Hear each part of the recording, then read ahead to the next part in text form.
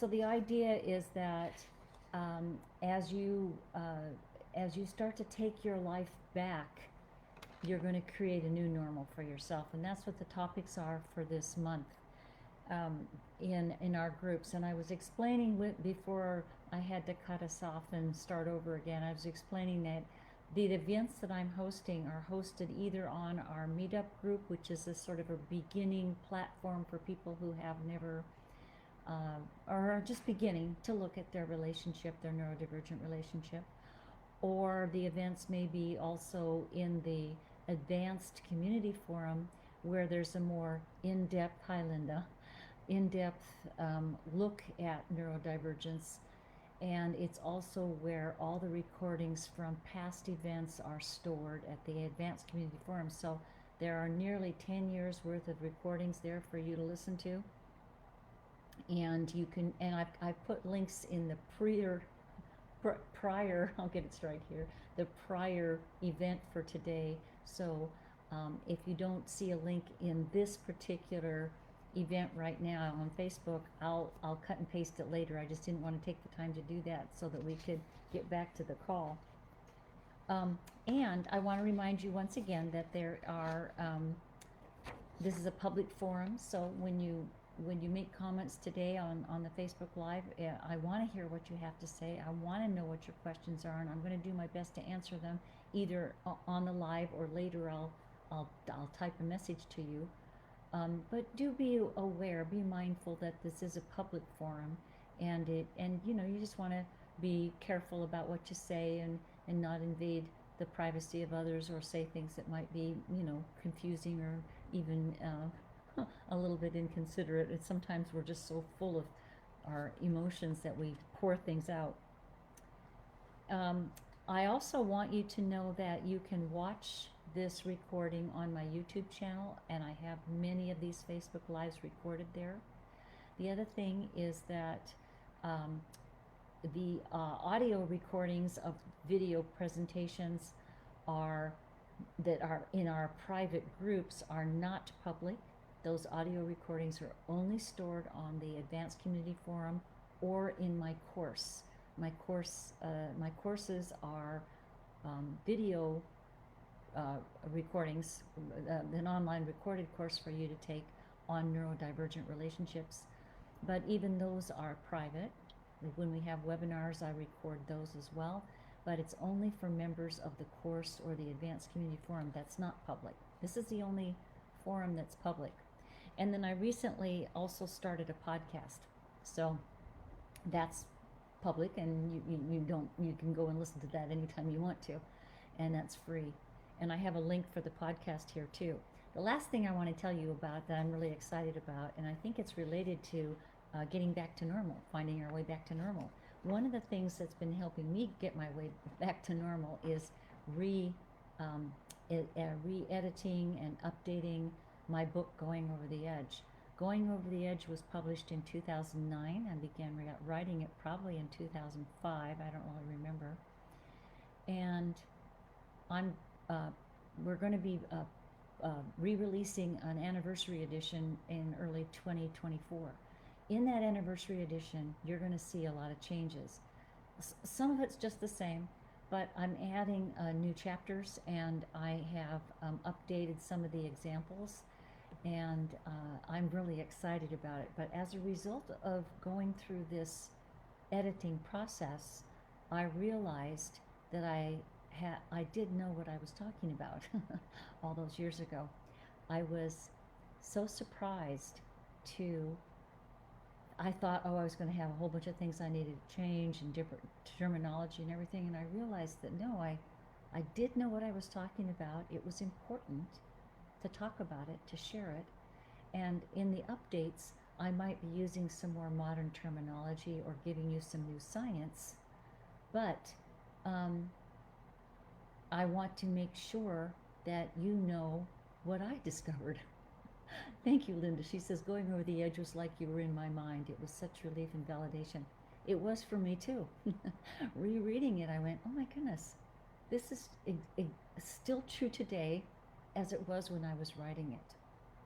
And I have to tell you, I put a quote in there by one of the editors, excuse me, a member of the editorial board, when I sent just one chapter to the publisher as part of my proposal to them to publish the book. There was only one chapter, and they passed that around to the editorial board, and this one person wrote to me. This feedback was so meaningful. She said, "Oh my gosh, this is amazing. This is the book I would have written had I had the words to write it." She said, "You have me in tears." And she said, "This has to get out there. This book has to get out there." It was only one chapter by then. She said, "It has to get out there." And she said, "We need to be heard." We, meaning the neurotypicals that I wrote it for. Now, in that intervening 15 years, I've received lots of feedback from neurodiverse folks who've read the book too. I didn't expect that. I wrote it for neurotypicals like myself and my clients. But what happened over the last 15 years is that almost as many neurodiverse folks are reading that book as neurotypicals. And they are writing me and they're saying things like, "I didn't know that this was what was going on for my neurotypical spouse. This book is helping them," whoops, sorry about the noises there. This book is helping them get in touch with themselves too, if that makes sense.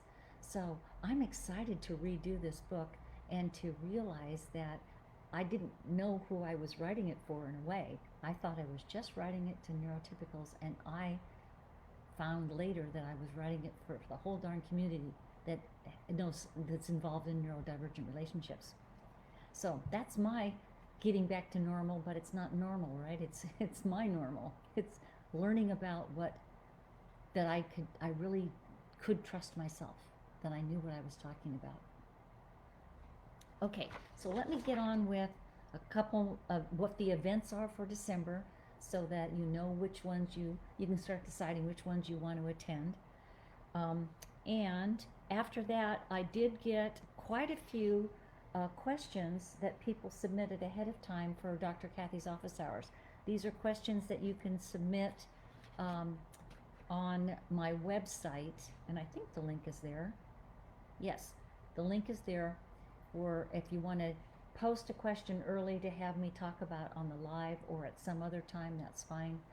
I try to get to the questions as much as I possibly can, except we have several pages right now. I don't know if I can get to all of them today, but if not today, then I'll talk about them again at another event.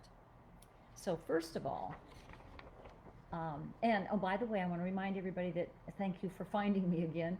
If you have a question or a comment, go ahead and put it in the comments section on the Facebook live here today, and I will keep looking over there and seeing what you're saying and try to respond to it if I can. So the first conference is a video conference. It's on December 5th and 6th. I usually hold them twice so that there's people that can attend them at one time of day or another time of day. They're listed in Pacific time on my website, but if you sign up in Meetup or the Advanced Community Forum or the Course Forum, they should come to you automatically in your time zone. So the first one is how to shake your invisibility. One of the things that you find, I hope I'm still there. I keep checking to make sure everything's working. One of the things that you find about living in a neurodivergent relationship is one of two things. And this one is about the invisibility, starting to sort of shut down, pull away from others, or feel as if you don't exist in the presence of your neurodiverse loved one. And there are lots of reasons for that. It has to do with the different ways that our different operating systems in our brains, how we communicate, and people that are neurodivergent, neurodivergent relationships are kind of at odds with each other. Neurodiverse people are transactional communicators. Neurotypicals are interactional communicators. And so interactional communicators can feel cut off, shut down, ignored by that transactional style. So in this conference, we're going to talk about how to shake that, how to shake your invisibility and take yourself back. Know that you exist. And that's a video conference, and I usually limit the video conferences to maybe 10, 12 people. Sometimes there's as many as 15. And again, it's only the audio that's recorded, not the video. The next video conference is explaining and complaining doesn't work or don't work. I don't know what grammatically is correct here. Explaining and complaining don't work. So what that's about is the idea that, especially for neurotypicals, because we keep trying to interact, we keep trying to start a conversation, to we keep prompting our neurodiverse loved ones to talk with us. What happens is that we start over-explaining something because we're not getting any feedback. We're not getting something that says, oh, I heard you. Yeah, that makes sense. Oh, tell me more about that. We're not getting those kind of responses, if that makes sense to you.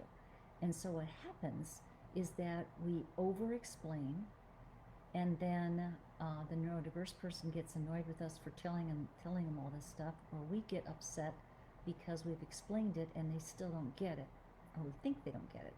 It's another story.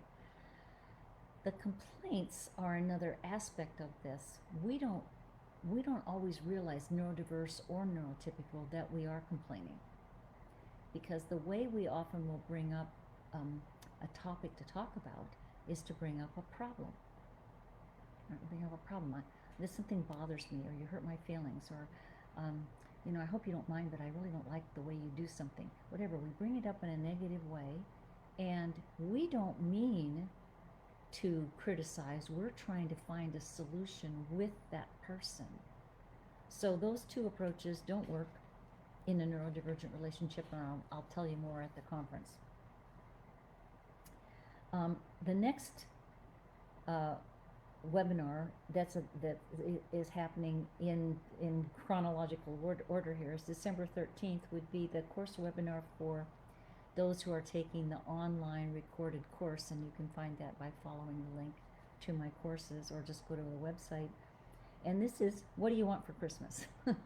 Since it's that time of year, I thought, well, I'll put that in there. What do you want for Christmas? Obviously, what we want is for our relationships to work better, to be more loving, to be more respectful. We want to be happier. We want to be less stressed. We want our partners to feel loved. Those are all the obvious ones. So we're going to be talking about, well, how do we get at least some of what we want, even if we can't have everything we want? And then lastly is the teleconference. There's usually once a month I'll have a teleconference, and the teleconference is open to as many people as possible. So I can have 25 to 100 people there, and it's free to members of these groups. And this is for neurotypicals only, though. Yeah, the topic is connecting when partners have two different operating systems. So when I say operating system, I mean the way that you're organized cognitively, and those operating systems are constantly colliding. They're not just different. And it's a mistake to say that the way people think who are neurodiverse, for example, are just think differently. It's true, but it's not true, in that their system is designed to be transactional, to the point. They listen for your words, whereas the neurotypical is using an operating system that is designed to affirm the other person, to listen to the person. Their words are important, but we're listening to their intention even more than their words. So those two operating systems are okay, they just don't work well together. So you can view that as colliding operating systems, or diverging operating systems. That's why I refer to these relationships as neurodivergent. Okay, now normally we have it's not listed here today, so I might, normally our our ambassador, Julie Rollins, who's in New Zealand, normally she does a monthly new member orientation meeting, and she may not be doing that in December, but I think she is, and it's not listed here, so I don't have a date for you, but it would be on our schedule in the meetup group if you go to the calendar, or maybe it'll be posted on Facebook too. The nice thing about, and if there isn't one for December, then go in January. The new member orientation is really terrific because what Julie does is she talks about her personal experience in a neurodivergent marriage and family. She also talks about having been with our group for about a decade and what it has meant to her to take the courses, be part of the video calls and that sort of thing. And then she can help you decide where you want to go next with your experience of this group, because there's a lot of services that we're offering here, so she can help you figure out how to navigate the system, and I'm here to help with that too. But the new member orientation is terrific, and you don't have to be a new member. You can have been a member for a year or two and still want to go back in and chat with Julie and other members about how do we make sense of all of this. Okay, so far I'm looking to see if anybody's got a comment, and I hope I haven't missed anything. So let me look and see, but I don't think so. If you want to leave a comment for me in the comment section, please do that. I'm kind of racing through this because we got started late due to the technical problems, but let me go ahead and start looking through some of these questions that people left, unless you have one. Oh, good, we got one. So this is Beth. One of my goals is to be better prepared for my husband retires and also becomes elderly. I think she means before my husband retires and also becomes elderly. That is terrific, actually. That's a great question, or great comment. A lot of people report, am I going to be ready to be around my neurodivergent or neurodiverse, in my neurodivergent relationship, my neurodiverse partner, when I have to be around them all the time? And also the aging question about, with autism, do people on the spectrum seem to get more entrenched or more rigid or more angry or more depressed, or whatever your particular loved one, how they're handling it. And so I think it is valuable to understand better not only what's going on with the autistic partner, but also what's going on with the neurotypical partner as we get older and wiser. The goal would be to get wiser, wouldn't it? And she notes that the behaviors are changing. So it's true, just like all us human beings, as long as we live, we have this opportunity to keep growing and changing and learning new things, but we can learn a lot of new things that aren't very helpful. So the goal would be, how do I shape this transition into retirement so that we're ready to really do well? And we talk about that in our group because a number of our members are older. So let's see here. I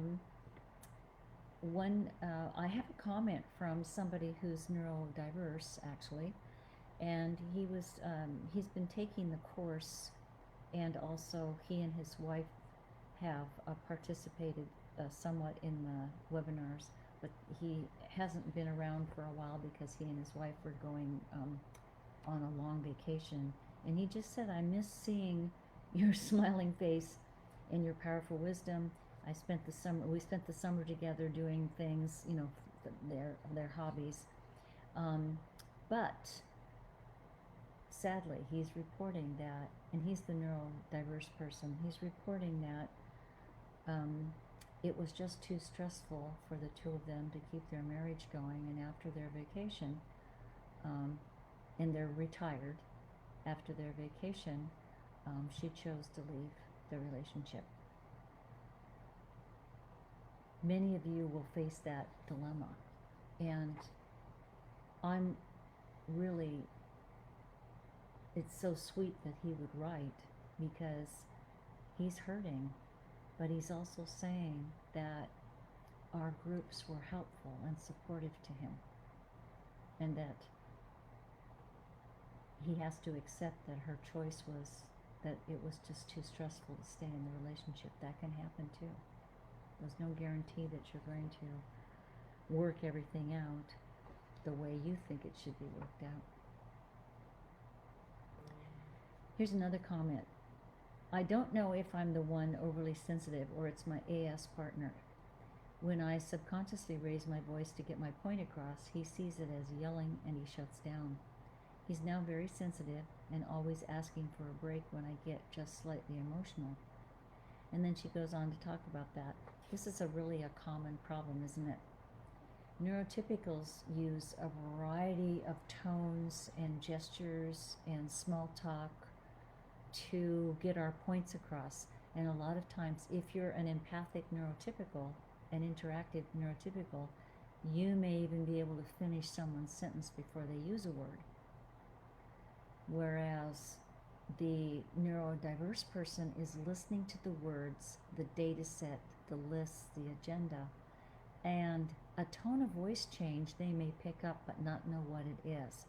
If the neurotypical gets louder or gets more excited or is more upset, it doesn't mean that he or she is angry with them, but they don't always perceive it that way. So what this writer is saying, what this person is questioning is, who's more sensitive here, right? Neither one of you are more sensitive or overly sensitive or undersensitive. It's that you're reading the information differently. Neurotypicals are looking at the entire context, and the tone of voice or the loudness or the softness is considered as we make sense of what that human being is telling us. But it's the human being first, their words second, whereas the neurodiverse person is listening to the words, and the emotions or the nonverbals tend to get in their way. So you can't raise your hands here today, but how many would raise your hand if you've neurotypicals have received an email or a text from your neurodiverse loved one that is very understanding, that when they took the time to write something to you, they got it, what the conversation was about. But they didn't get it at the moment that it was happening because those nonverbals were getting in the way. But when they get to think about it, when they step back, when they write something to you, they can understand it better. That's the difference in their operating system. So this is another one too. It's similar.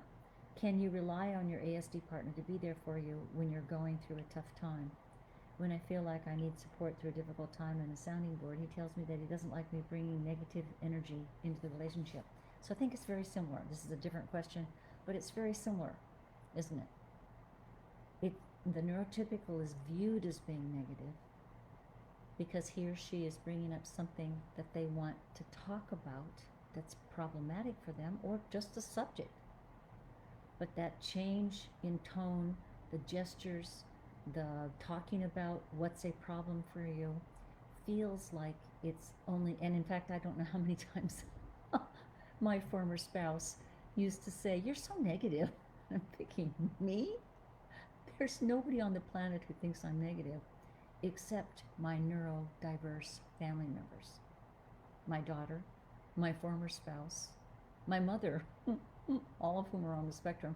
All three of these people would tell me I was negative, and I just never got it because it made no sense to me. I'm not. I'm optimistic. But they heard the complaints or the explaining or the tone of voice or my puzzled face or whatever, and they just said, "Why can't you just be more positive?" The problem, I am positive. I also am so positive that I'm willing to talk about things that are tough. Right? You have to be brave. You have to be courageous to talk about tough stuff. Just being pleasant all the time isn't going to get to the bottom of it. I wonder if anybody has any comments about that one.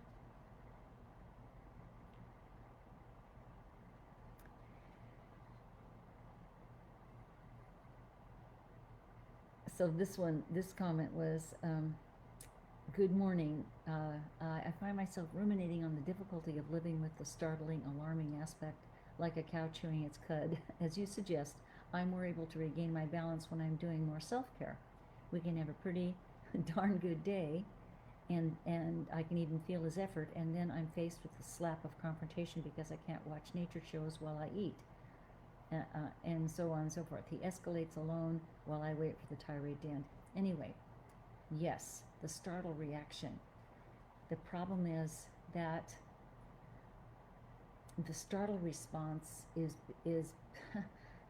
people on the spectrum are quite self-absorbed.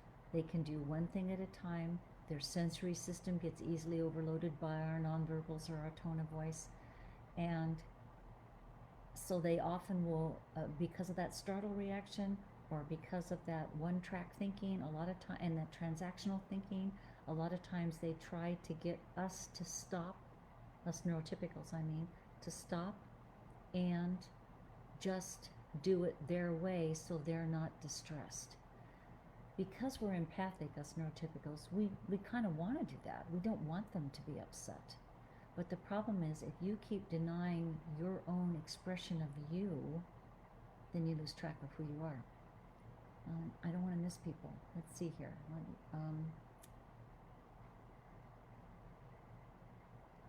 Kath says, have not long realized, finally, that I'm living a neurodivergent relationship. My health is now bad, but my question is, my son, age 37, has mental health problems. I believe that they have been caused by this. Should I talk to my son about this, or would it look like I am being disloyal to his father? I think knowing could help my son. Their relationship is fine, and P.S. I relate to everything said in the session so far. Ditto, ditto, ditto. Amazing. I felt so alone for so long, and a couple of other people have said they're in tears because these comments mean so much to them. You know, my reaction is tell your son. You know, one of the reasons we don't say something is because of that fear that we're being disloyal. It's really, really common. We want to connect. We want to include our neurodiverse person or our child, the grown child, in the discussion. The problem is that if you wait for your neurodiverse person to be ready to talk about themselves or what this grown child may have grown up with, you might be waiting until, well, as my mother used to say, hell freezes over. They're not very introspective, and they're extremely anxious about bringing up tough things like this. So it's probably going to be up to the neurotypical parent to bring it up. And I have to tell you, there's a lot of adults out there who were never diagnosed, never dealt with this subject, and they've lived really miserable lives because they didn't know what was going on. A diagnosis or identifying the problem isn't the end of the world. That's the beginning, right? It's an opening to go and look at things. But you have to be brave to bring it up and to let these people know in your family, your spouse and your child, that you love them. You know, that you love them, and you know that they're working as hard as they can to make their relationships better and to be there for you. You can reassure them, but the truth isn't going to hurt. It's only going to help. And I have to tell you, I don't know how many times I've sent people across the country and across the world to go in and get evaluations for their neurodiversity, because I suspected it was going on, but I'm not local. And when they've come back with the evaluation completed and discovering that they are indeed on the spectrum, it's a relief. It's a relief for them. They often will say to me, now I understand why my life's been tough or why my spouse has been upset with me. But you gotta hear me. Just because they understand that it's probably due to autism doesn't mean they're going to change overnight. They're still autistic. Oh yeah, Linda says, I remember saying if I compromised any more, I wouldn't be me. It's true. And Beth says, I'm in tears, seriously. First time in years I feel like someone understands. Good, I'm glad. Yes, Allison says, I get exactly the same from my ND husband. He often tells me I'm being negative, and like you, I'm generally very positive. Yeah, I'm, I had an office manager who worked for me for 10 years, and she was so cute. One day she said to me, you know why I like working with you? This is in the before times when I had an office and people were coming and going in person. And she says, you know why I like working for you? And I said, oh no, why is that? And she goes, because everybody leaves your office smiling. And that's not because I'm a Pollyanna, right? It's because I'm willing to dig in and work on things they want to work on and they need to work on. And they leave feeling like, okay, somebody gets me. Oh, good. Beth says that her spouse is being assessed in March, and that's wonderful. Okay, let's see here. I think I got to everybody. Don't, if I miss you, ring the bell here again, and I'll come back in and look at the comments. So let's see here. Another comment was, I'm relieved to finally know why my relationship with my husband has been so hard these past 40 years. I've tried so many things in trying to have a relationship and be heard. I've tried to explain, listen, yell, be quiet, walk, run away, fight, give in. Now that I'm older, I don't have the same energy I used to have to put into trying to make this work. I don't feel heard. I don't feel like I have a voice anymore. I'm looking for the question here. Interestingly enough, I started to have a swallowing issue with my throat. I know that is the center of our voice. Can this physical issue be connected to my emotional issue of not being heard, not having a voice? Well, if you if you read my book, Going Over the Edge, one of the chapters is The Bride with No Voice, which is my story, by the way. Yes, your physical symptoms often, stress in our life will be expressed through our physical self. And the voice is something that seems to be commonly shut down in these relationships. So it isn't just this one person. For example, I would frequently get strep throat, upper respiratory illnesses during my 25-year marriage to my autistic spouse. I didn't know he was on the spectrum. I didn't know what I was dealing with. But I have to tell you that it was uncanny how I got my voice back when I no longer had to cope with the confusion of a neurodivergent relationship. I am not saying you have to leave your neurodivergent relationship. I'm not saying that at all. A lot of times people will ask me, should I stay or should I leave? And you probably have asked yourself that. Should I stay or should I leave? And neither alternative seems right, does it? And that's because what you have to do is focus on yourself. In order to, that's the wrong question, is should I stay or should I leave? The real question is, how do I be more authentic?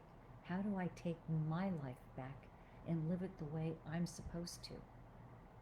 And then you get your voice back. If you're talking to someone who doesn't know how to allow a conversation to emerge, then go talk with people who let you have a conversation. Because a conversation for neurotypicals is give and take. It's reciprocal, right? By the way, I want to point out here that a number of people who are listening today are also on the spectrum. And I love it that they attend Dr. Kathy's office hours. The reason that they're here and that they read my books and blogs and are now listening to the podcast is they want to get, how do I join my neurotypical loved ones? They want to know how to do it. It takes them a little extra step to get there, maybe 2 or 3 extra steps. But these are people who want to know more. It's not just neurotypicals who are seeking this help. And I think that's a function probably of younger generations. I have to say, probably people my age, it's not so easy to step in and say I'm neurodiverse. But younger people are okay with it. many, many more younger people are just fine saying, you know, it fits, it really fits me. So, am I missing anybody? Doesn't look like it.